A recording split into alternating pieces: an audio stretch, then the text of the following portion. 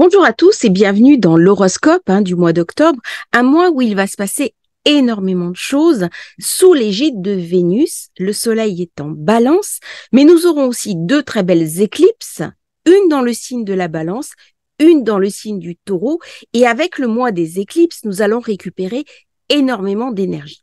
Autant dire que pendant ce mois d'octobre, Vénus va être à l'honneur. Vénus qui va terminer son voyage, sa rétrogradation en Lion, avant d'entrer rapidement en Vierge, laissant ainsi une coloration astrale totalement différente, puisque Mercure, au contraire, va terminer, lui, son séjour en Vierge pour traverser la Balance. Nous allons avoir donc plusieurs événements astrologiques importants durant le mois d'octobre. Autant en septembre, j'avais dit, eh bien, c'est un petit peu calme, on reprend son souffle, autant en octobre, on va être quand même pas mal sollicité. D'une part, Mercure va passer rapidement en Balance et le 6, eh bien, il va foncer vers le Scorpion. Aux alentours du 4, 5, 6, Mars arrive conjoint au nœud sud avec tous les fantômes du passé qu'on va être amené à revisiter. Ce nœud sud qui va être transité par le Soleil, par Mercure, et qui donc va nous amener à regarder un petit peu ces fantômes du passé, ce que nous avons à changer dans notre vie, nos vieux schémas qu'on va être. Et puis Mars va foncer véritablement vers le Scorpion, qui va les rejoindre aux alentours du 13 octobre. C'est donc, dès que Mars va être chez lui, il va ramener beaucoup d'énergie, beaucoup de puissance, et on va surtout avoir la force de se projeter au nœud nord. C'est-à-dire que tant que Mars est dans le signe de la Balance, je ne peux pas dépasser mes vieux schémas. C'est-à-dire que toute mon action, elle est tournée vers le passé. On retrouve par exemple des personnes qui sont au tribunal pour des gardes d'enfants dans le cadre de séparation. Je vois beaucoup de personnes que je reçois en rendez-vous qui sont sollicitées par des événements du passé, des anciens couples, des anciens conjoints, des relations qui ne veulent pas finir, qu'on n'arrive pas à boucler. Eh bien, à partir du 13, ça va être le moment de déboucler. C'est le moment où les anciennes relations affectives qui n'ont plus lieu d'être, qui ne sont plus dominées par l'affect, vont pouvoir à ce moment-là lâcher. Un autre événement important, eh bien sûr, c'est Pluton qui va redevenir direct dans le Capricorne. On voit que Pluton a aussi épuisé quelque part les énergies du Capricorne. Il n'a plus grand-chose à raconter dans le Capricorne, même s'il s'attarde encore plus. Mais il va s'acheminer petit à petit vers une entrée en Verseau et donc une régénérescence de ses énergies pour venir raconter autre chose de plus futuriste, autre chose de plus uranien, qui va nous amener à réfléchir à notre avenir, à tous, aussi bien moi à titre individuel, quel va être mon avenir dans un monde en mutation, mais aussi au monde qui est en train de changer autour de nous. On voit donc que le mois d'octobre, c'est un mois très sollicitant, c'est un mois où il y a beaucoup de choses qui vont se passer. Et les éclipses, déjà, c'est une énorme énergie qui est à notre disposition. C'est-à-dire, c'est un petit peu des disjoncteurs de cycles qui vont nous montrer ce avec quoi nous devons rompre au niveau notamment de nos schémas affectifs. Qu'est-ce que je dois regarder d'une manière positive? Qu'est-ce que je dois comprendre? Où est-ce que je suis à faux? Est-ce que je suis trop bienveillante avec l'autre? Est-ce que je suis trop bienveillante avec moi-même? Est-ce que je suis pas assez bienveillante avec l'autre ou avec moi-même? Tout ça, c'est des questions fondamentales qui se posent dans cet axe vénusien profondément. La Vénus du Taureau, c'est une Vénus qui est essentiellement charnelle, parfois même financière, la bourse, les intérêts d'argent. Et au contraire, dans la Balance, on est sur la question de la diplomatie. Donc, durant le mois d'octobre, va véritablement se poser aussi la question de la diplomatie, surtout quand Vénus va rentrer dans le signe de la Vierge, qui est aussi le signe de Cérès, le signe des moissons, et elle va amener un certain nombre de questionnements sur l'alimentation. Il y a un certain nombre de tensions au niveau international, au niveau de la graine, au niveau des récoltes et au niveau de l'exportation notamment du grain. Il y a des pays qui ne peuvent pas se passer du grain russe ou des grains ukrainiens. Eh bien, malheureusement, quid de ces récoltes, quid de la nourriture de la population mondiale? Eh bien, ça, ce sont des questions qui vont se poser par Vénus en Vierge. Vénus qui, à ce moment-là, est dans le signe de Cérès. Cérès, l'astéroïde des moissons. Alors, La balance, c'est aussi la capacité à discuter avec l'autre, à entendre la voix de l'autre. Alors aussi bien moi dans ma vie personnelle, si j'ai des différends avec des personnes, si je vais au tribunal, la balance, c'est aussi le signe de la justice. Donc c'est le moment où ma voix va pouvoir être entendue, mais où je vais pouvoir aussi entendre l'autre. Et la saison des éclipses vient raconter qu'il y a aussi des opportunités, notamment pour comprendre le point de vue de l'autre. C'est donc un moment idéal pour recourir à de la diplomatie, notamment au niveau international. Je pense qu'il va y avoir des conférences qui vont porter leurs fruits, des tentatives pour trouver des accords, parce qu'on est vraiment là dans l'idée de la paix, dans l'idée de trouver un accord entre points de vue. Je suis pas dans une approche guerrière du point de vue. Je suis dans quelque chose qui fait que on va trouver un terrain d'entente. Le terrain d'entente, ça veut pas dire tu as raison, tu as tort, j'ai raison. Non, ça veut dire que nous allons faire ensemble, mais nous allons arriver à un compromis. Et le compromis, l'idée du compromis, même s'il n'est pas parfait, c'est complètement dans l'idée de la balance. C'est-à-dire, il y a une histoire d'équilibre. Hein, la balance, on va peser un petit peu les âmes, on va peser les cœurs. Et donc, pendant tout ce mois, je vais être invitée à rééquilibrer ce qui, justement, est trop déséquilibré. Est-ce que je passe trop de temps, moi, mes loisirs, devant la télé, par exemple, devant des Netflix, devant ou au contraire, trop de temps dans mon travail, dans mes investissements, dans ce que je fais.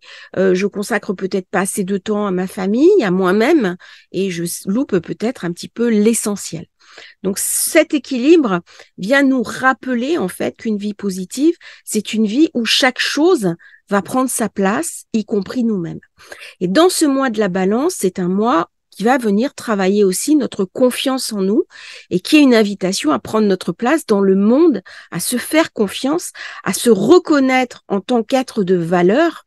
Vénus, qui est la chair, vient me raconter aussi ma présence, mon identité. Non pas mon identité au sens de Mars, Mars c'est la personae, mais plutôt ce que je représente. Je représente par rapport à mon propre regard et donc ce que je vais projeter devant l'autre. Et donc la balance va venir travailler sur la confiance en elle. J'ai beaucoup de séances en ce moment de rendez-vous en thérapie où ce sont des personnes qui viennent justement pour découvrir, pour explorer la confiance en elles. Et donc on travaille ensemble dans la bienveillance pour mettre des grains, hein, c'est Vénus en Vierge, qui vont germer. Et dans cette germination, dans cette récolte, eh bien, la personne va trouver un cadeau, qui est la confiance en elle. Alors, la confiance en soi, c'est non seulement je suis habitée par une force que je vais incarner, je suis persuadée avoir ma place dans ce monde, donc je ne me sens pas étranger au monde. Ça ne va peut-être pas parler à certains d'entre vous parce que, notamment tout ce qui est HPI, HPE, on a un petit peu tendance à se sentir étranger au monde. Eh bien, dans le signe de la balance, on est invité à se connecter à des personnes qui, comme nous, se sentent étrangères au monde. Et donc, si je m'aperçois que je ne suis pas la seule ou le seul à être dans cet état d'esprit, eh bien, je peux me réapproprier cette énergie. Donc, je suis invitée aussi à me réapproprier mes énergies masculines et féminines, hein, aussi bien le yin et le yang, et interagir entre les deux et à faire confiance dans mon intuition. L'intuition qui va vraiment prendre toute sa force, toute sa puissance dans le signe d'après, qui est le Scorpion, où dans le signe du Scorpion, on va vraiment descendre dans les profondeurs de l'être pour aller se connecter sur sa part universelle. La Balance nous prépare à cette grande rencontre, à cette grande retrouvaille, qui est aussi dans le Scorpion une connexion avec l'âme. Une connexion avec ce moi éternel, ce moi spirituel qui dépasse complètement l'ego et qui dépasse complètement la prégnance que j'ai de ma propre personne. C'est-à-dire, suis-je un être fini, suis-je un être de chair, ou suis-je aussi au contraire quelque chose qui est éternel, quelque chose qui est venu sur Terre vivre une expérience. Les deux ne sont pas incompatibles. C'est pas parce que j'ai la conscience d'avoir une âme que ça va me décorréler du réel. C'est pas du tout ça. Au contraire, c'est savoir que la vie peut prendre un sens, savoir que je suis invitée à lui donner un sens. Et là, on est dans le message balance. On est notamment dans le message des éclipses pour être plus fort. Mais c'est aussi euh, savoir que je suis habitée par quelque chose de plus grandiose que ma simple personne. Et donc, ça va me donner de la force. Ça va me donner de la force, de la puissance, du courage, de la sérénité. D'autant que je récupère de l'énergie des éclipses qui apparaissent à un moment où on est invité à briser le cycle. C'est-à-dire que dès qu'on a un passage important au nœud-sud, on est invité, poussé à dire, voilà, je referme une porte et je vais aller en ouvrir une autre. Et pour qu'un nouveau livre s'ouvre, eh bien, il faut toujours refermer le précédent. C'est-à-dire que si je n'arrive pas à remettre l'ancien livre sur l'étagère et ne plus y revenir, si je n'arrive pas à refermer la porte d'une ancienne relation, si je suis toujours dans une forme de haine, de colère, de rancœur, de vengeance ou de souffrance, parce qu'il n'y a pas que les émotions négatives, hein. Notre ombre, c'est tout ce qu'on porte en nous de difficile, de souffrance. Quand je suis, par exemple, dans de la colère, ça me fait souffrir. Quand je suis dans une forme de jalousie, de haine, ça me fait souffrir. Donc, si on est invité à guérir, c'est pas parce que y a une éthique à ça, non. C'est pour ne plus souffrir. Eh bien là, toutes ces planètes qui vont venir travailler sur le nœud sud, que ce soit Mercure, que ce soit le Soleil, que ce soit Mars, bien entendu, eh bien c'est pour évacuer les vieux schémas et retrouver cette énergie qui va nous pousser en avant au mois de novembre. Un mois dominé par la Balance, Vénus qui va rentrer en Vierge à partir du 10, qui est dans une énergie totalement différente par rapport à la Vénus en Lion. On a une Vénus qui est spécifique, qui est pointilleuse, qui est méticuleuse. Elle sait ce dont elle a besoin. Elle sait les aliments dont elle a besoin. Elle a besoin d'en revenir à son quotidien. C'est une Vénus qui va être préoccupée par son environnement. Aussi bien se nourrir, nourrir sa famille, savoir ce que je mange, comment je vais pouvoir payer mes factures. Mais c'est une Vénus aussi qui a du mal à prendre de l'ampleur. Il y a donc quelque chose qui se referme, où on a besoin de se protéger. On a besoin de créer autour de soi, autour de ses proches, un environnement de protection. Et il peut y avoir d'ailleurs, à ce moment-là, dans cette Vierge, qui elle est désincarnée, on est dans quelque chose qui est complexe, parce que la Vierge, au contraire, elle n'en passe pas par le corps. Elle va enfanter sans en passer par le corps, alors que Vénus, c'est la maîtresse. C'est-à-dire que dans le signe de la Vierge, Vénus est en chute. Donc, ça vous donne un petit peu l'ambiance. Vénus qui domine en même temps ces deux éclipses, qui est très forte, parce qu'elle va avoir la maîtrise du Soleil, la maîtrise de Mars, la maîtrise de Mercure, la maîtrise du nœud sud, et elle est en chute. Donc forcément, le mois d'octobre, ça va pas forcément être un mois évident. Toujours difficile un petit peu de dire des choses comme ça, parce que j'ai pas envie non plus de paniquer mon audience, mais c'est un mois où des grandes questions sociétales vont se poser. C'est un mois où j'ai l'impression que tout risque de bloquer, et je peux me demander, alors que les planètes me poussent en avant, c'est pas ça, mais que mon quotidien est de plus en plus difficile, qu'il est de plus en plus lourd. Et en même temps, je ne reçois pas d'aide. C'est-à-dire que les institutions qui normalement sont là pour nous soutenir, pour nous aider, on a l'impression qu'elles vont jouer contre nous. Il y a une énergie qui ne m'est pas rendue. Et donc tout ça, ça va créer des tensions. Ça va créer des tensions parce que Vénus en chute, elle va obligatoirement poser la question des problèmes que nous vivons tous en ce moment. Vénus, c'est aussi l'argent.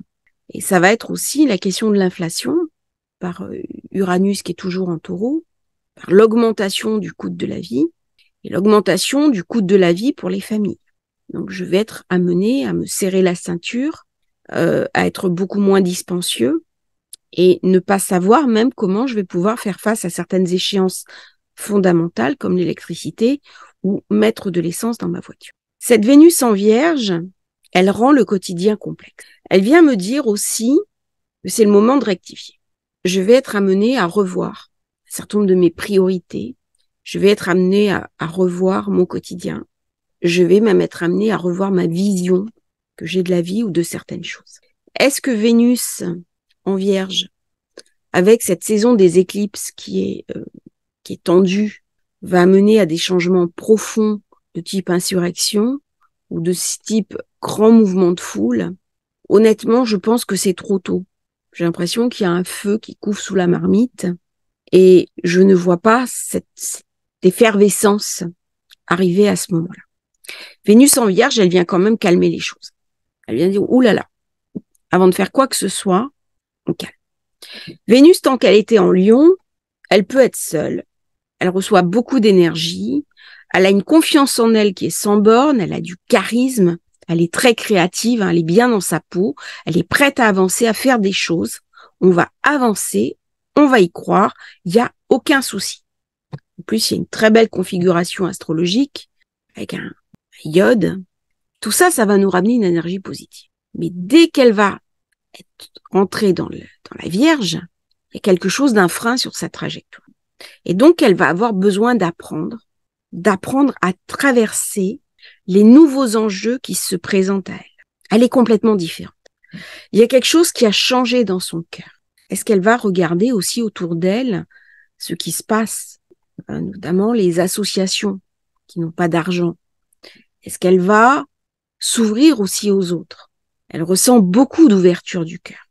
N'oublions pas que même si elle est en chute, elle est dans l'axe Vierge-Poisson, qui est l'axe de la compassion. C'est l'axe où on va faire aussi des aides aux autres et on va vouloir avoir envie d'amener sa contribution, de faire des portages de repas, de donner aux œuvres caritatives et des œuvres caritatives qui sont du domaine de la nourriture. Il y a donc dans cette Vénus qui est beaucoup plus humble, beaucoup plus simple, quelque chose d'une générosité, quelque chose d'une empathie que Vénus en Lion n'avait pas. Vénus en Lion, elle était dans l'été, dans l'effervescence de l'été, dans ses propres projections. Mais là, la Vénus en Vierge vient quelque part l'amener à une sorte de purification, l'amener à une compréhension plus élargie. Et plus on va aller vers le Scorpion et le passage Balance, puisqu'on émerge dans le passage Balance, avec la Balance, on rentre dans le signe de l'autre. Dans la Vierge, on est encore tourné vers le soi. Mais c'est un soi qui déjà rencontre le monde de l'autre. Donc, il va y avoir beaucoup d'énergie. Beaucoup d'énergie, et c'est une Vénus qui peut avoir envie de tomber amoureuse, qui peut amener des nouveaux amours, qui va nous amener aussi des changements sur notre manière de voir l'amour, de voir la relation. C'est-à-dire, on va voir un petit peu ce qui est sain, ce qui est bon pour moi, ou qu'est-ce que je dois changer dans mes relations. Donc, qu'est-ce que je dois changer dans ma relation, non seulement au plan symbolique, mais aussi dans ma relation concrète. Car si je suis en couple, je suis invitée à repenser mon couple. Si je ne suis pas encore en couple, je suis invitée à m'interroger, si j'ai envie de rencontrer quelqu'un, de mes positionnements. Et si je suis célibataire, bien, je suis aussi invitée à me poser la question. Est-ce que c'est du célibat? Est-ce que c'est du retrait? Est-ce que c'est de la peur de l'autre? Est-ce que c'est une forme d'agoraphobie? Est-ce que c'est une sorte de je ne me fais pas confiance, je ne suis pas assez bien? Tout ça, dans ce mois d'octobre, on est invité au changement de paradigme, à briser le cycle et retrouver un équilibre. Alors l'équilibre, il passe par le yin et le yang, sachant que nous avons les deux en nous, l'énergie yin, l'énergie yang, et que c'est lorsqu'on arrive à équilibrer les deux, de reconnaître son féminin sacré, de reconnaître son masculin sacré, de reconnaître ce qui en nous est de l'ordre du féminin et ce qui en nous est de l'ordre du masculin, que je peux arriver à équilibrer mes besoins et mes envies. C'est-à-dire qu'il y a un certain nombre de personnes qui vont se sacrifier, parce que je pense notamment à des femmes, bon, c'est un exemple, il y en a aussi du côté masculin, mais qui vont renoncer à une ambition professionnelle parce qu'elles deviennent mères de famille. Eh bien, c'est le moment de reprendre contact avec ses authentiques besoins. Avec la Balance, on ne se sacrifie pas pour l'autre. Je pense à des hommes, par exemple, aussi, qui vont peut-être trop travailler parce qu'ils veulent donner le meilleur à leur famille, mais du coup, ils sont énormément absents. Et leurs compagnes leur reprochent qu'ils sont absents. Donc, eux, ils ont l'impression de faire le mieux pour la famille parce qu'ils ramènent de l'argent, mais en fait, la compagne, elle a envie de présence, elle a envie de temps, elle a envie de partage. Et donc, c'est le moment d'échanger, c'est le moment de discuter. Alors, c'est une discussion qui va être importante. Notre capacité à discuter, elle va quand même être un petit peu fragile au moment où Mars va entrer en conjonction avec le nœud sud, à 24-25 degrés de la balance, aux alentours du 4, 5, 6 octobre. Mais à ce moment-là, nous avons le nœud nord qui est en bélier et qui va rentrer en conjonction à Eris. Et Eris, on sait que c'est une planète qui est délicate. Eris, j'ai fait une vidéo sur Eris, c'est la discorde. Dès qu'on va toucher à Eris, il y a quelque chose de... J'ai envie de trouver un accord, mais il y a quelque chose de plus fort que moi, quelque chose qui me dépasse et qui fait que c'est pas encore le moment. Donc, pour trouver l'accord, ce sera plutôt en fin de mois qu'en début de mois. Pourquoi? Parce qu'il y a quelque chose qui a besoin d'être purifié, besoin d'être expurgé, notamment une émotion de colère, des vieux ressentiments. Il y a, quand Mars arrive en bélier, c'est les vieilles rancœurs recuites. C'est une invitation à regarder son passé. C'est valable à titre individuel, c'est valable aussi à titre collectif. Notamment en France, le problème que nous avons au Niger, bon, j'ai fait une vidéo là-dessus, on a les militaires français, l'ambassadeur ont quitté le Niger. Il y a eu très peu de commentaires là-dessus des journalistes. Il n'y a pas eu vraiment d'économistes qui ont mené un débat là-dessus et c'est bien dommage parce que s'il y a eu départ, c'est qu'il y a quelque chose qui n'a pas été fait. Et si ça n'a pas été fait, c'est au nœud sud, dans le passé.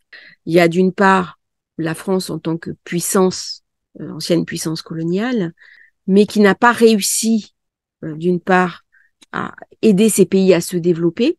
Ça, c'est le premier point. Et qui n'a réussi ni le pendant ni l'après, puisqu'elle se fait remercier, pour être poli, de manière assez forte. Donc même si on échoue, par exemple, un mariage, même si on échoue une union, on peut très bien réussir la séparation.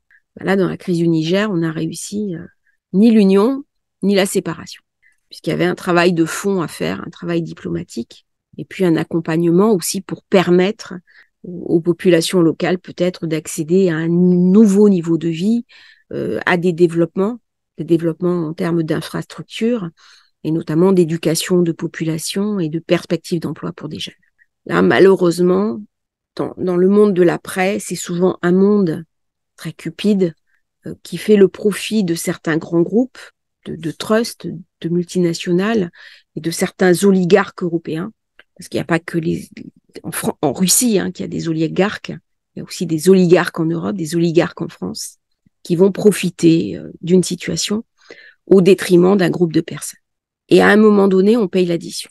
Et c'est ce qui s'est passé au Niger, avec des conséquences qui malheureusement ne vont pas être que pour ces oligarques. Et que là, les conséquences vont être pour tout le monde, y compris des personnes qui n'ont rien à voir avec la situation. Maintenant, tout est dit. On ne peut plus revenir en arrière. C'est-à-dire, il y a quelque chose qui s'est pas fait. Il y a une certaine forme de culpabilité aussi, peut-être, par rapport à des vieux dossiers, en particulier, je pense au Rwanda, qui était ressorti, il avait mené une enquête, je crois. Enfin, une enquête avait été diligentée, je crois que c'est aux alentours de 2021. Tout ça, ça laisse des signes, ça laisse des marques. Et on est dans ces vieux fantômes du nœud sud. Donc, il y a quelque chose de nouveau qui va se mettre en place et d'une énergie scorpion qui va être libérée à ce moment-là au nœud nord. Donc, tant qu'on est dans le voisinage de cette balance, on peut se sentir frustré, on peut se sentir incompris, on peut se sentir aussi dans l'expectative. C'est-à-dire, on a besoin de lâcher quelque chose et il faut toujours un temps pour lâcher, un temps de guérison. Donc, je vais apprendre à travailler avec ces nouvelles énergies. Quand j'ai le maître du nœud nord qui passe au nœud sud, c'est un apprentissage. C'est-à-dire qu'il me faut un temps pour intégrer tout ça. C'est le bébé qui se lève, qui ne va pas marcher d'un coup. Il se lève, il tombe, il se lève, il tombe, il se lève, il tombe, il se lève, il marche. C'est aussi la question de est-ce que je vais arriver à rentrer dans l'action? Donc la balance, elle va nous amener à prendre des risques. Prendre des risques, c'est on est une espèce, on est des personnes qui devons prendre des risques. Et l'un des risques qui va se poser dans cette configuration de sud, c'est le bonheur. Est-ce que je suis heureux dans ma vie? Alors, c'est pas le bonheur que je montre. C'est-à-dire la Vénus de la Balance, elle vient aussi raconter le bonheur que je vais exhiber, par exemple, sur les réseaux sociaux, ce qui a toujours existé. Avant, c'était les stars de cinéma. Après, c'est le mannequinat. Maintenant, c'est les influenceurs, influenceuses. On va être prêt à tout pour survivre au mythe. C'est pas ça le bonheur. C'est pas l'image que je donne de moi. Parce que la balance, il y a beaucoup de l'image aussi. Le bonheur, c'est quelque chose que je vais porter sur ma propre vie. C'est-à-dire que dans le Nord, je vais déplacer mon regard. Et au lieu de regarder le bonheur des autres et de me laisser influencer par le bonheur des autres, eh bien, je vais me défocaliser de l'autre pour me refocaliser sur moi. Donc, au Nord. Ça veut dire que, par exemple, quand si je suis influenceur, moi, j'ai une énorme pression qui est de montrer la meilleure version de ma vie. Et malheureusement, on voit qu'actuellement, il y a des accidents chez des influenceurs ou des influenceuses parce qu'ils prennent des risques, ils se mettent en danger, ils perdent conscience de leur environnement. Et donc, ce sont des personnes qui ont une énorme charge sur les épaules. Et moi, qui rêve de leur vie, eh bien, leur vie, en fait, elle est souvent beaucoup plus difficile que ce qu'on peut imaginer. Donc, je vais aller être invitée à réfléchir à ce bonheur. Pas le bonheur qui correspond à la vie de l'autre, mais mon bonheur à moi. Donc, ça peut être un petit peu effrayant parce que ça va m'amener à sortir hors de ma zone de confort. Sortir vraiment hors de la zone de confort, ça va être le Scorpion. Mais la Balance, signe cardinal, elle prépare. Elle prépare les énergies. On est sur une inversion. On est après l'équinoxe. Et donc, déjà, elle nous prépare à explorer des nouveaux territoires de nous-mêmes, des nouvelles énergies. Quelque part, on va pas pouvoir revenir en arrière. Il y a quelque chose qui est mort, quelque chose qui est définitivement fini. Et donc, ça va créer une certaine forme d'anxiété. Et pour aller vers son plein potentiel, pour aller vers la confiance en soi, ça demande aussi de changer quelque chose en nous. Et l'éclipse, en particulier la deuxième éclipse, qui est celle du 28 octobre, ben, c'est une lune qui sera en taureau, éclipsée à 5 degrés, et on voit encore l'idée de Vénus. Et Vénus, la chair, Vénus, les finances, et Vénus, la confiance en soi. Autre point important, donc on a vu que Mercure entrait aussi en Scorpion le 21 octobre. Mercure en Scorpion, je ferai une vidéo là-dessus. Il dissèque, il analyse, il comprend. Mercure en Scorpion, il est thérapeutique. Il a besoin d'analyser les situations. C'est le parfait détective privé. C'est celui qui fait de la police scientifique, qui va prélever l'ADN sur une scène de crime. C'est qu'il analyse, il comprend. Pas facile, hein. Mercure en Scorpion, il est souvent caustique. Ça peut le rendre cynique dans des conjonctures un peu complexes. Les journaux satiriques, par exemple, ou les comiques. Alors, c'est beaucoup moins au goût du jour. Mais à l'époque, quand j'étais plus jeune, il y avait des comiques qui se moquaient beaucoup des politiques, qui les talquaient méchamment.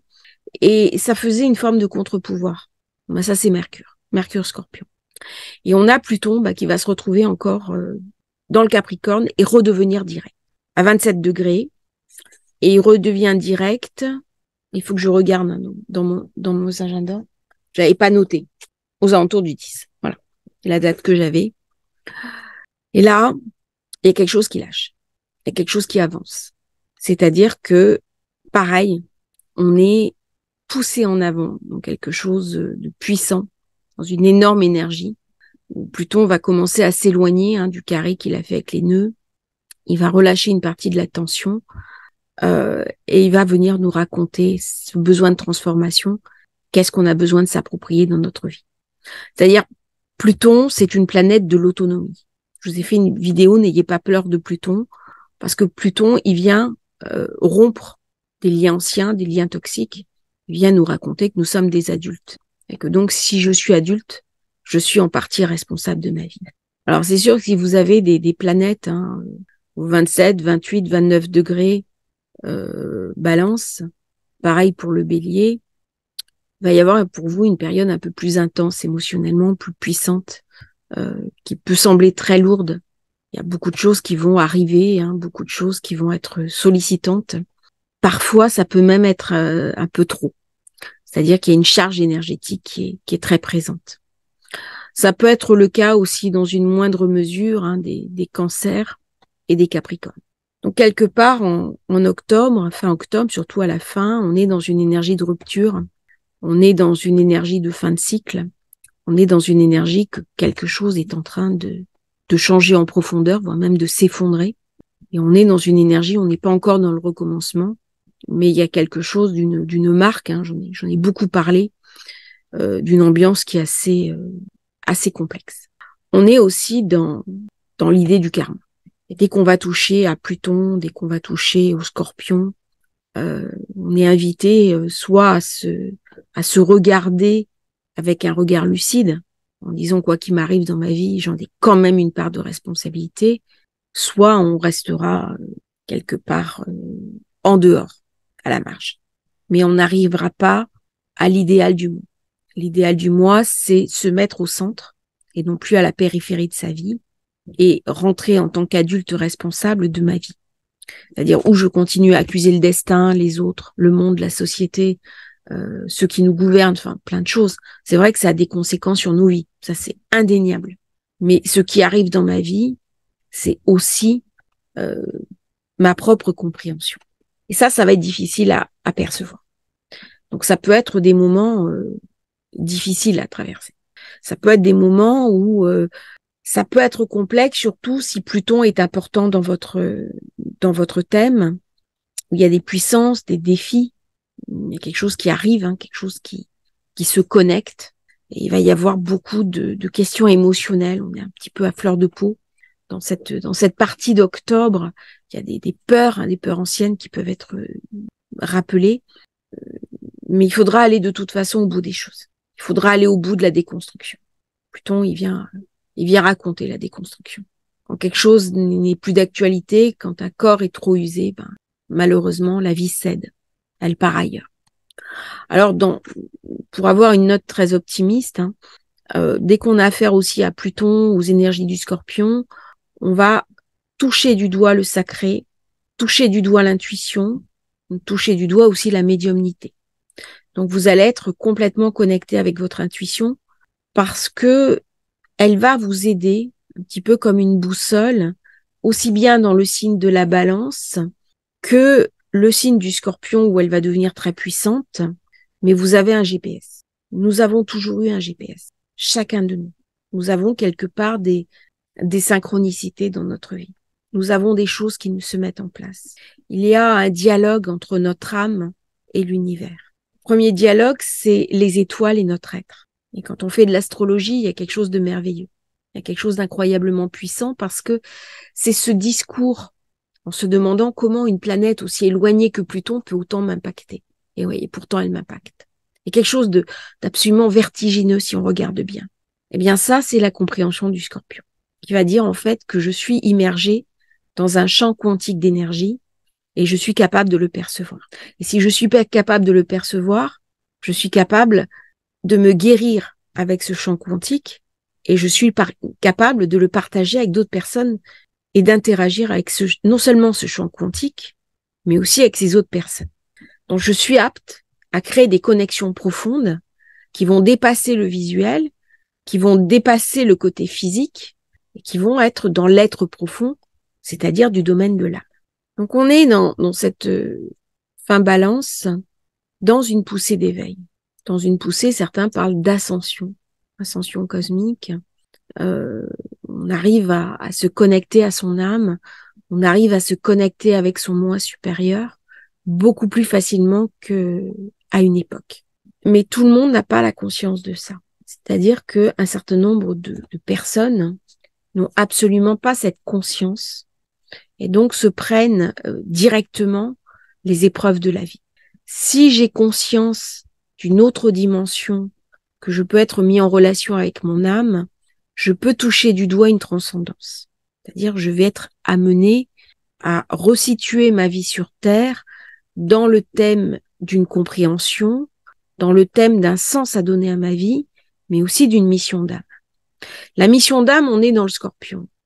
On n'est pas dans le Bélier. Le Taureau, il parle pas de mission d'âme. Le Scorpion, il est habité par cette réalité. Le Scorpion, il a profondément peur de la mort. Il cherche l'éternité. Donc si pour lui, son âme est éternelle, il a plus à se soucier du corps. Donc il a plus peur de la mort. Il a répondu à la question existentielle. Le Scorpion qui n'a pas une réponse mystique, c'est un Scorpion très sombre qui souffre énormément. La réponse mystique, elle peut être uniquement au plan intellectuel. Ça ne suffira pas. C'est vraiment incarner cette conscience du lien avec le sacré qui va aider toutes les énergies du scorpion à se transformer, à passer du serpent à l'aigle, c'est-à-dire à s'envoler, à libérer l'ombre. Pluton, le scorpion, on commence à travailler sur l'ombre qu'on rencontre vraiment dans les signes d'eau. Et bien là, dans le scorpion, je suis invitée à travailler sur mes propres douleurs. Je suis invitée à lâcher mes propres douleurs. Est-ce que j'ai besoin de toutes ces souffrances anciennes pour gérer dans ma vie? Alors certains disent, on peut pas passer à autre chose, on peut pas guérir, elles seront toujours là. En tant que scorpion, puisque c'est mon signe, je trouve ça profondément désespérant. C'est-à-dire que si je peux pas passer à autre chose, si je suis obligée de vivre avec mes boulets aux pieds, la vie a pas le même sens. J'ai une autre compréhension pour moi. C'est-à-dire, à un moment donné, on est invité à laisser toutes les scories derrière nous et en arrière.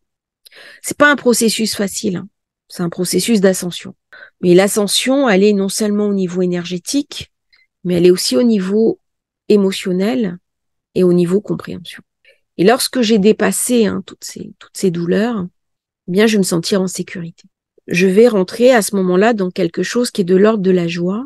Et il y a aussi dans le scorpion quelque chose de profondément joyeux parce qu'il sait la valeur de la vie. Il y a une légende qui dit, à un moment donné, tous les signes se sont présentés devant le divin. Toi, scorpion, je te donne le secret de la vie et de la mort. Mais tu ne pourras pas en parler. Il y a quelque chose, on a beaucoup de mal à transmettre ça. C'est au-delà du verbal. On rentre dans l'expérience initiatique, dans l'expérience mystique. On peut juste dire simplement qu'elle existe et qu'il appartient à tout un chacun de la trouver. Et quand j'ai trouvé cette expérience mystique, je retrouve l'énergie que je vais pouvoir monopoliser au Nana. Donc je vais être invitée à aller vers ces expériences supérieures, à m'ouvrir, parce que toutes les grandes philosophies, les grandes sagesses sont tablées sur le chakra du cœur. Le chakra du cœur, qui est les énergies de Vénus. Et au plus je vais m'ouvrir, portée par les énergies du scorpion, dans l'énergie du cœur, avec Mercure qui va m'ouvrir les portes, parce que Mercure, à ce moment-là, va m'ouvrir la porte du secret, des grands secrets, et qu'on va toucher au mystère éternel de la vie, de la mort, du tout. Eh bien, on rentre à ce moment-là dans une forme d'élévation spirituelle, d'élévation dans laquelle je vais passer un moment, mais qui va m'aider surtout à redéfinir ma propre vie, qui est dans l'incarnation. Donc on est vraiment dans cette saison d'éclipse, une préparation, Pluton qui va passer aussi dans le Verseau, qui va beaucoup nous secouer au niveau des énergies. On a besoin d'une préparation pour bien vivre ce passage et qui m'amène à moi me poser les questions fondamentales sur ma vie. C'est un rapport à moi-même, mais je reste persuadée que le but de l'incarnation, c'est aussi de trouver une part de joie en soi, une part d'espérance. Hier, je regardais une série sur Netflix. Ça m'arrive aussi de faire des choses un peu moins sérieuses. Et c'était sur les extraterrestres. Et c'était passionnant. Et à la fin, c'était les extraterrestres et Fukushima. Et la dernière personne qui parlait disait en fait, nous avons une leçon à recevoir qui est de retrouver notre cœur d'enfant. C'est-à-dire que si nous voulons que la planète monte en conscience, si nous avons envie qu'un jour la paix arrive sur Terre, mais une paix globale, un respect global des communautés, je dis pas la fin des tensions, mais des choses beaucoup plus adoucies, telles que les énergies que nous avons connues pendant de nombreuses années, ça passe aussi par la capacité à se reconnecter sur la joie. C'est-à-dire quand on regarde le mouvement hippie, c'était un mouvement qui était basé sur la joie. Et il a ouvert une ère de prospérité. Il a ouvert une ère de paix. Parce qu'il naissait justement des affres de la guerre du Vietnam. Et lorsque je suis connectée sur la joie, et c'est très étrange que ce soit justement le scorpion qui est pas du tout associé à la joie, mais dans cette configuration planétaire, le scorpion est capable de se dépasser. Il est capable de tout ramener au niveau du sacré. Et il est capable de dire, eh bien, c'est peut-être le moment de lâcher toutes tes tristesses pour t'apercevoir qu'il y a aussi, dans la vie sur Terre, une forme de génie. C'est-à-dire que quand je regarde mon corps, quand je regarde comment il se restructure, comment il se régénère, comment il peut changer, si je visualise, si je mentalise tous mes organes, il y a quelque chose de magique. On dépasse le côté biologique, le côté médical, qu'on est juste sur le point de l'émerveillement, un peu comme un enfant qui s'émerveille de tout. Un enfant, il va s'émerveiller d'une fleur qui pousse, d'un papillon qui lui vole autour de lui. Eh bien, il y a quelque chose d'une sagesse profonde. Et là, on nous dit, c'est peut-être aller chercher au nœud sud, c'est cette joie immanente de l'enfant qui va éclairer complètement notre vie et peut-être plus que notre vie, la vie des autres, la vie de notre entourage et la vie du monde dans lequel nous vivons. Je pense que le mois d'octobre, c'est un mois pour retrouver cette joie de l'enfant intérieur et d'arriver à dépasser toutes nos peurs, tous nos blocages pour aller à la recherche, à la conquête, à la découverte, à l'émerveillement de ce qu'il y a de plus beau en nous, qui est cette joie profonde, cette joie première de l'enfant. Merci d'avoir écouté cette vidéo, j'espère qu'elle vous aura intéressé. N'hésitez pas à liker, à vous abonner à la chaîne. J'ai mis un lien aussi si vous avez envie de faire des dons, ce sera volontiers. Ça permettra d'acheter un autre micro, de encore un peu professionnaliser la chaîne. Je n'étais pas très en forme, je suis toujours un petit peu souffrante, mais j'avais envie de reprendre mes podcasts. À bientôt pour une nouvelle transmission et merci à tous pour votre écoute bienveillante.